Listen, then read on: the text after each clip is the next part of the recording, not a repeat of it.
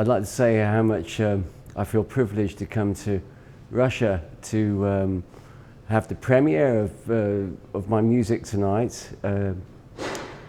Russia has influenced me in my life since the age of 8.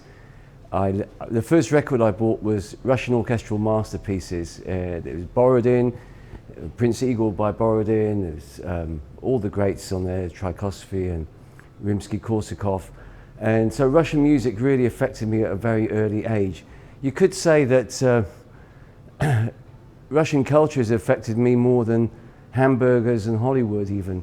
So it's a great privilege to come here to St. Petersburg to perform tonight. The repertoire that we're doing tonight, I have to talk about this.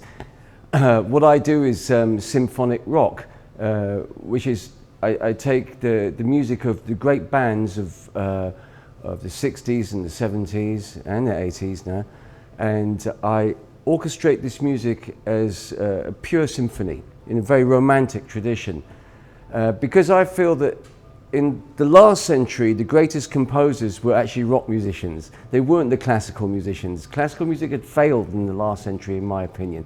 And so for me, turning rock music into classical music is a mission. It means a lot to me.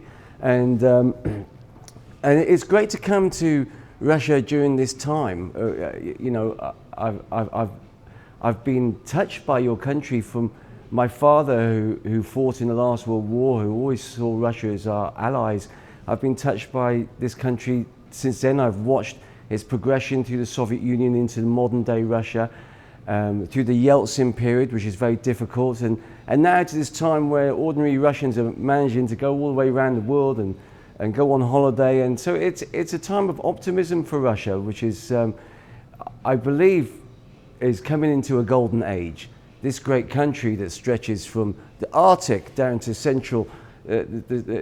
central republics of Asia, and then from Europe to the Pacific.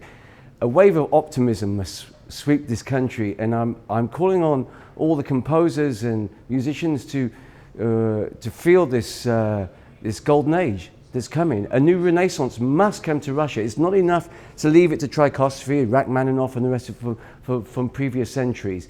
It's time to look forward to a new time, and I hope that my arrival here can inspire other composers to go forward.